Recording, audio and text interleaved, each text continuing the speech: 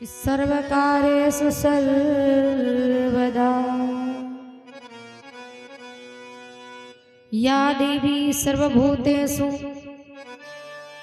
ज्ञानरूपेण संस्थिता नमस्तस्यै नमस्तस्यै नमस्तस्यै नमो नमः। गुरुर्ब्रह्मा गुरुर्विष्णु गुरुर्देवो महेश्वरा गुरुसाक्षात् परब्रह्म तस्मै श्री गुरुवे नमः। तस्मै श्री गुरुवे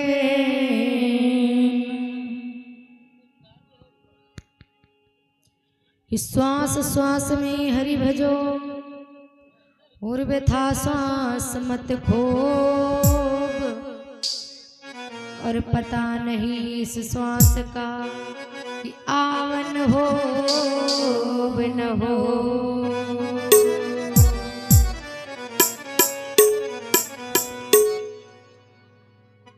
राधा तू बड़भागिनी कौन तपस्या की 3 लोक 14 भुवन कि सब तेरे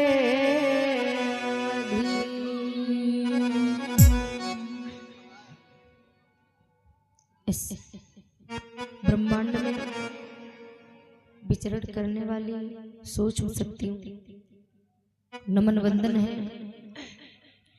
इस पावन धराधाम को नमन वंदन करते हुए गणेश भगवान सरस्वती माता चरणों में नमन वंदन करती हुई गायत्री माता के चरणों में नमन वंदन करती हुई और हनुमान नमन वंदन करते हुए माता पिता को नमन वंदन करते हुए गुरुदेव भगवान को नमन वंदन करती हुई और भोले बाबा के चरणों में नमन वंदन करते हुए इस कथा प्रांगण में विराजमान समस्त श्रोता भक्त समस्त ग्रामवासी क्षेत्रवासी सभी कथा श्रोतागण शक्ति स्वरूपा सभी माताएं बहनें बाल गोपाल यजमान महाराज सभी को व्यास मंच की तरफ से हमारी तरफ से नमन वंदन अभिनंदन है। कथा का पंचम दिवस अंतिम दिवस जिसकी रात्रिकालीन वेला आरंभ हो चुकी है। सभी भक्तगण खान पान से निवृत्त होकर के कथा प्रांगण में आएंगे और भगवान की पावन कथा को श्रवण कर अपने जीवन को कल्याणमय बनाएंगे। सभी लोग दोनों हाथ उठा करके जयकारा लगा देंगे। बोले गणेश भगवान की जय हो, बोले सरस्वती मैया की जय हो। तो ये सर्वप्रथम प्रभु के 5 चरणों में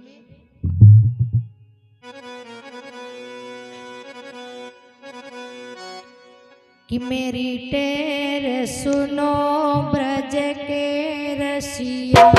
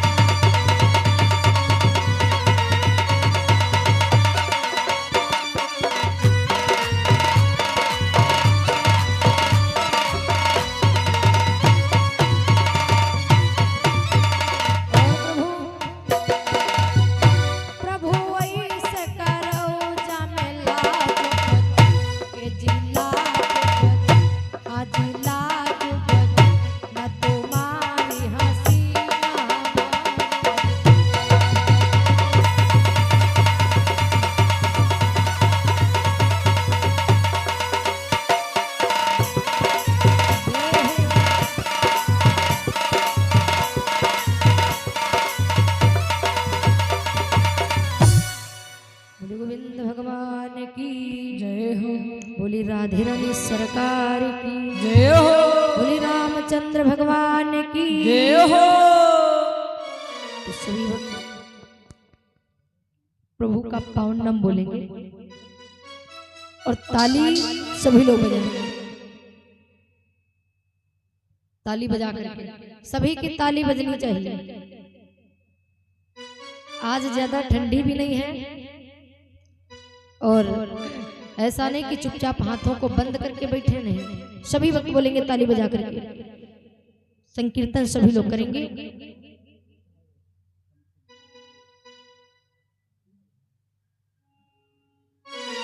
कि मेरे मन की फंसी पतंग, क्यों?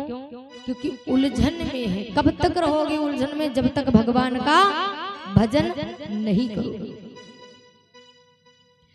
इसलिए भगवान का भजन करना जरूरी है। सब कुछ आप कर रहे हो, अगर भजन नहीं किया है जीवन में, सब कुछ व्यर्थ है। आपको बढ़िया समय 24 घंटे का समय मिल गया है सारा कार्य करने के लिए, तो उसमें से थोड़ा समय निकाल लीजिए। क्या करना है? भजन करना है।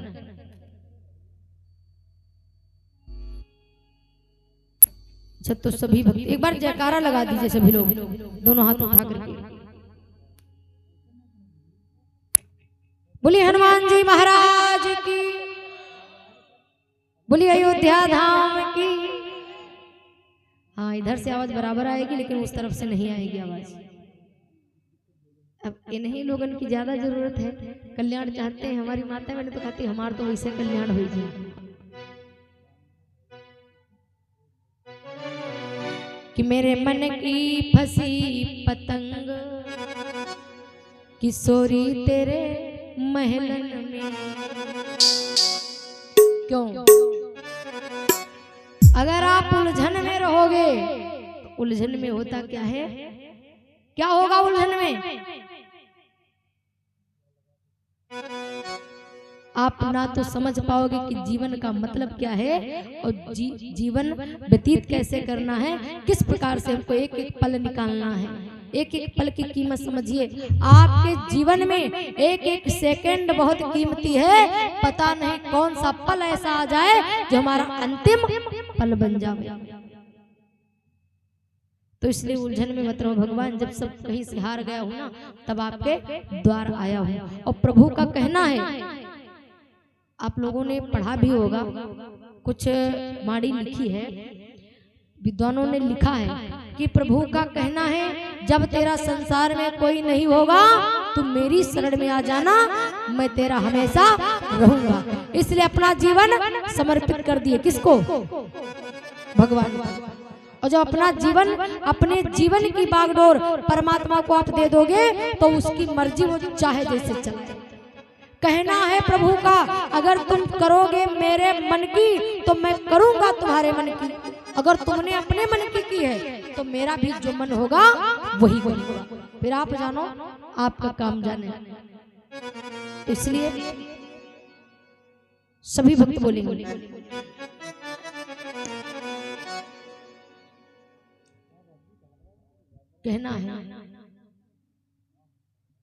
कहना है कि प्रभु कि तेरे हवाले मेरी गाड़ी। ये वाली किसके हवाले? अब यही जाने कि तेरे हवाले मेरी गाड़ी, तू जाने तेरा काम जाने।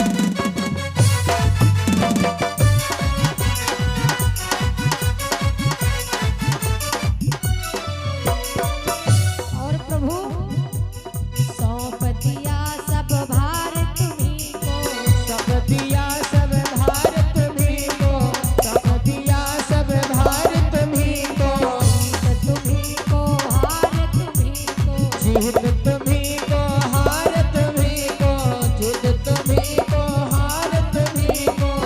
तो आस तुम्हारी तू जाने तेरा काम जाने। अरे हमको आस तुम्हारी तू जाने तेरा काम जाने।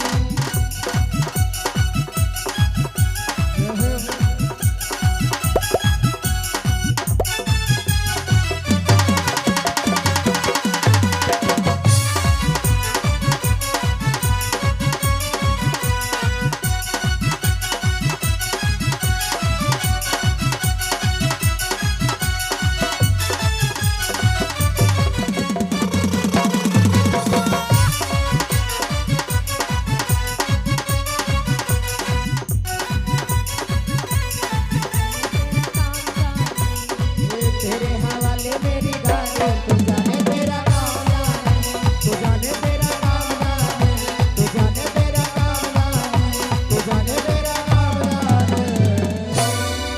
बोले वृंदावन बिहारी लाल की जय हो, बोले गुरुदेव भगवान की जय हो।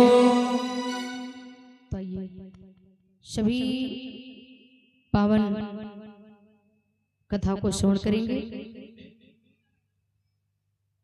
दिन में आप लोगों ने श्रवण किया, इधर महाराज दशरथ जी के यहाँ तैयारी होने लगी। और जब महाराज दशरथ जी तैयारी करवाते अयोध्या में, राम को राजा बनना है, तो मंथरा को पता चला। मंथरा कैकेयी के पास में गई, कैकेयी को देखा कि राम के राजा बनने की खुशी में कैकेयी दान कर रही है। मंथरा ने जब देखा कैकेयी को दान करते हुए, तो मंथरा कहती है, महारानी आपका पुत्र यहाँ है भी नहीं, तो आप इतनी खुशी मना रही हो। भाई आपको तो सोचना चाहिए, ये विचार करना चाहिए कि हमारा पुत्र नहीं यहाँ पर है, तो ये खुशी, इतना बड़ा उत्सव कोई छोटा मोटा उत्सव नहीं हो रहा है, बहुत बड़ा उत्सव हो रहा है। क्यों? क्योंकि राम का राज तिलक होने वाला है। इतना बड़ा उत्सव हो और घर के लोग ही ना उपस्थित हो, बेकार है। अब देखा तो कैकेयी कहने लगी, देवी ये तुम्हारी सोच है, हमारे लिए तो जैसे हमारा भरत और वैसे ही हमारा राम है।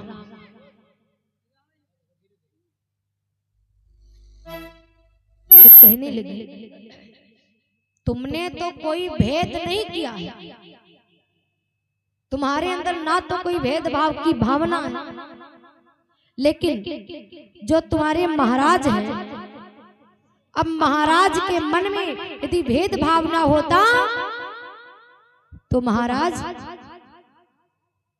भरत जब आ जाते तब राज तिलक करते। महारानी आप नहीं जानती हो, ये सदैव से चला आया है, जिनके दो दो नारियां हैं तो एक को कुछ नहीं दिया गया। उदाहरण देती, कहती सुनो देवी, जिसमें राम राजा बन जाएगा तो तुम्हारे पास तो कुछ रहेगा नहीं। इसलिए बोल पड़ी मंथरा, कहती महारानी सुनो कि रामचंद्र जब राज ही पे हैं, रामचंद्र जब राज ही पे हैं, रामचंद्र जब राज ही पे हैं, रामचंद्र जब राज ही पे हैं, रामचंद्र कौशल्या तब तुम्हारी सतई, कौशल्या तब तुम्हारी सतई है।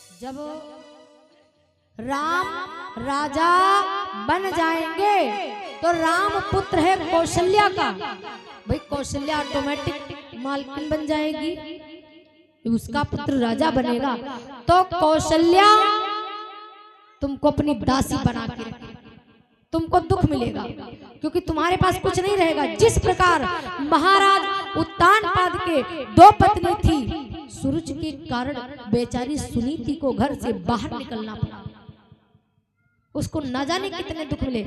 फिर उदाहरण दिया महाराज ययाति की बात कही, जिस प्रकार महाराज ययाति देवयानी के साथ में विवाह हुआ और जो बृहस्पति की पुत्री थी जिसका नाम था शर्मिष्ठा, शर्मिष्ठा के साथ में गंधर्व विवाह किया था। इसके बाद में देवयानी के पुत्रों को राज्य नहीं दिया, कहा याद कर लो। अब भाई कहते ना बहकावे में दीवालें डोल जाती, कैकेयी कहने लगी कि अब तो समय भी नहीं ज्यादा है, अब क्या करें, हमको तो बात सत्य लग रही, बात तो फिर तुम सही कह रही हो। अब कैकेयी का भी भाव धीरे धीरे बदलने लगा। इधर कैकेयी कहती महारानी मैं क्या कहूं, मैंने सपने तो कुछ बुरे बुरे देखा, हो सकता यही संकेत हो कोई। तो कहने लगी मंत्रा वैसे हमारा तो कुछ नहीं बिगड़ता है, हम तो जैसे अब दासी हैं वैसे तब दासी रहेंगे। हमें एक चिंता है कि मैं तुम्हारे साथ तुम्हारे मायके से आई थी और अगर तुम्हें कोई कष्ट होता है तो हमको पहले कष्ट होता, इसलिए महारानी अभी मेरी बात मानो और सुनो, याद करो तुम्हारे 2 वरदान महाराज के पास में उधार पड़े हैं, मांग लो, मांगने का बढ़िया समय। अब कैकेयी ने कहा मैं करूं तो क्या करूं, भाई मांगू तो कैसे मांगू, का सुनो ऐसा करो अपना ये आभूषण और सब उतारो और कोप भवन को चली जाओ, महाराज खुद तुम्हारे पास आएंगे पूछने कि क्या बात हुई। तो कैकेयी ने विचार की ये बात तो खैर सही हो, कहा मांगना तब जब राम की कसम खा जाए महाराज तब मांगना, वचन ले लेना का ठीक। अब कैकेयी कोप भवन को गई, अब कैकेयी कोप भवन पहुंची, महाराज दशरथ जी इधर भी दरबार से अपने महलों को आए, देखा सभी तो दिखाई पड़ रहे लेकिन कैकेयी नहीं है। अच्छा पूछा सब बात तो ठीक, लेकिन यहाँ पर भैया आवाज ना करना, बोलना तो बिल्कुल स्लो बोलना, धीरे धीरे, कोई भी बात कहनी हो आराम से कहिए, यहाँ तक आवाज ना आवे। तो अब महाराज दशरथ जी जब सुनते हैं कि महारानी कोप भवन में, अच्छा कोप भवन का मतलब ये होता था पहले राजा लोग बनवाते थे, जो कोई नाराज हो जाए या किसी को किसी चीज से कष्ट हो तो कोप भवन को चला जाता था। अच्छा तो जान जाते थे घर वाले कि फला व्यक्ति को कोई कष्ट जरूर हुआ है। महाराज ने विचार किया भाई इसका मतलब कोई बात जरूर बिगड़ गई है, चलो चलते हैं। अब महाराज पहुंच गए कैकेयी के, देखा जिस प्रकार मछली को जल से बाहर निकाल दो तो मछली जल के बिना वो तड़पती है ना, उसी प्रकार कैकेयी का रंग उतरा हुआ है, बेरंग आभूषण सारे उतरे हुए हैं, कोई भी श्रृंगार नहीं है। महाराज ने देखा विचार किया महारानी क्या बात है, तो भाई कैकेयी कहती स्वामी हम क्या बताएं आपको, खुद ही मालूम होगा कि बात क्या है। बोल पड़ी कि मैं कौन तुम्हारी होती हूँ, कहा महाराज कि मैं कौन तुम्हारी होती हूँ, क्यों मुझे मनाने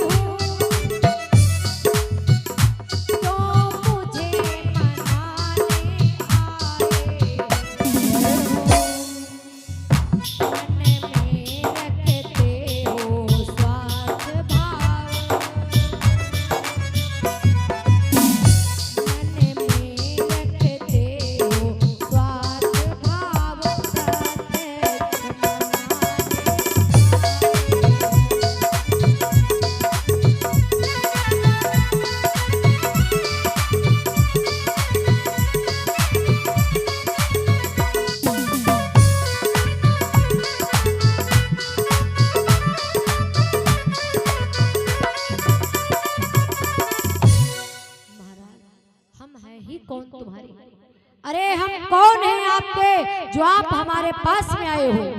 अगर यही बात पहले सोच लेते तो आज ऐसा समय नहीं आता। महाराज दशरथ जी कुछ समझ ही नहीं पा रहे कि आखिर में बात क्या बिगड़ गई है। कहा सब जानते ही संसार में कोई किसी का नहीं होता।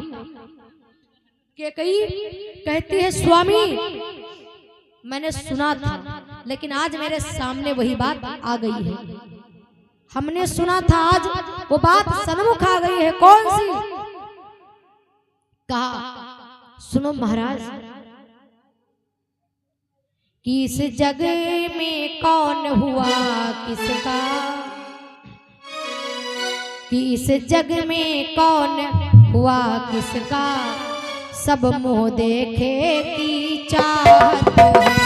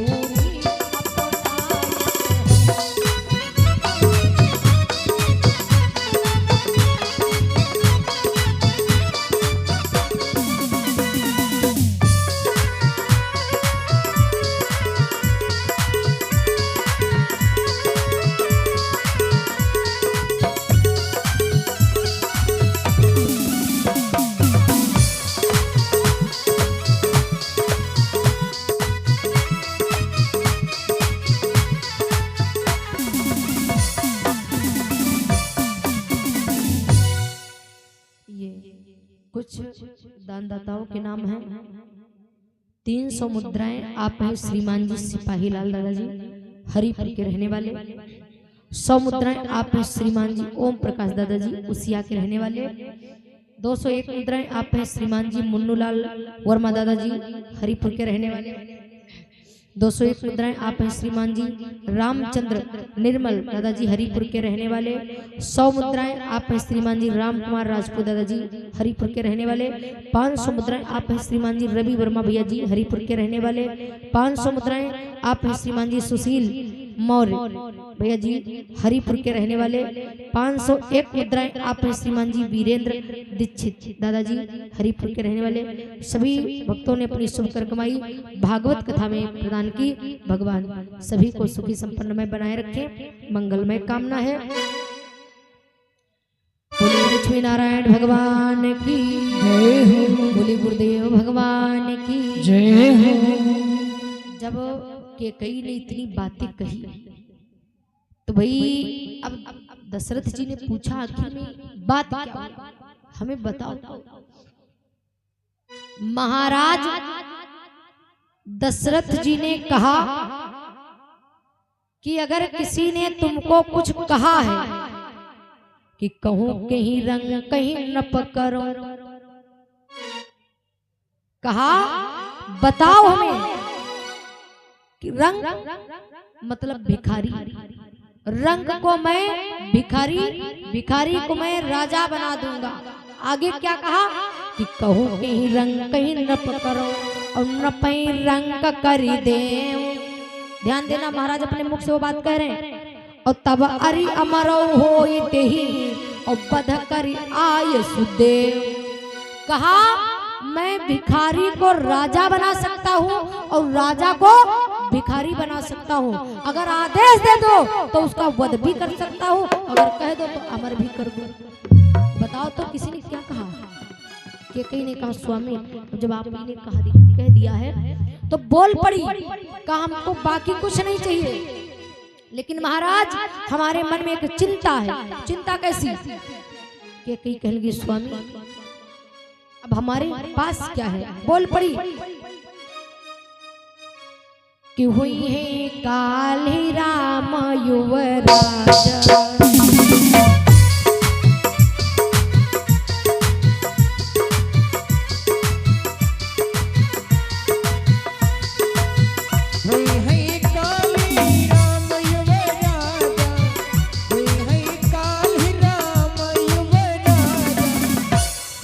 समय तुम हो